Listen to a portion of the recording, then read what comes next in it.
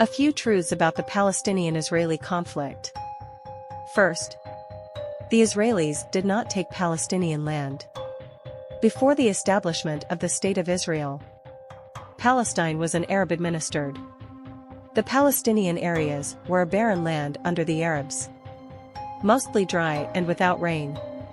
Jerusalem wasn't that important to the Muslims. To the Muslims, it didn't matter how important Jerusalem was. They were more interested in Damascus and Cairo.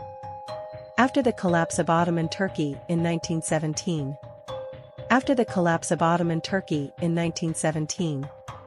If the British hadn't occupied the land, there would be no Palestinians. The people who live here would be called Egyptians or Syrians. Secondly, the suffering of the Palestinians has nothing to do with Israel. Before the Israelis came, Gaza belonged to Egypt. Jordan and the West Bank belonged to Jordan. If the Jews hadn't come here, they would be in the same situation as the Palestinians in Syria. The Palestinians in Refugee Camp 8 in Syria. The truth of the third Palestinian-Israeli conflict is that the Palestinians want the Israelis dead. There is no other reason. The Israelis accepted the 1947 UN partition of Palestine. But not only the Palestinians, but all the surrounding Arabs. All around them want to completely eradicate the newborn Israelis. They are the three no's. No recognition, no peace, no negotiations. In 2,000 years, the Israelis will take 95% of Jordan and the West Bank, and all of Gaza in exchange. In exchange for the Palestinians still recognizing Israel as a. In exchange for the Palestinians recognizing Israel as a new state. Such pitiful conditions, but the Palestinians refused. Fourth, Israel has full freedom of speech.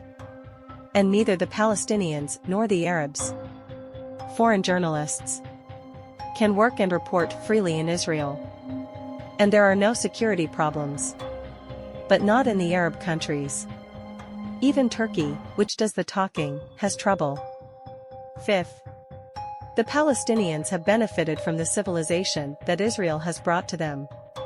When Israel occupied the West Bank and Gaza in 1967, the average life expectancy there was 48 years. Now it's over 75. It's higher than in all the Arab countries around Israel. In 1967, the infant mortality rate was 15%. Now it's less than 1.9%. Palestinians are the most educated Arabs in the Middle East. And North Africa's most educated Arabs. In 1967, there were no universities in Siena. Now there are 11 universities and 13 colleges.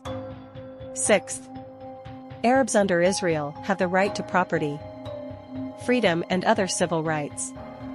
And there are no Jews in Arab countries. Many Palestinians go to Israel to work during the day and go home to sleep at night.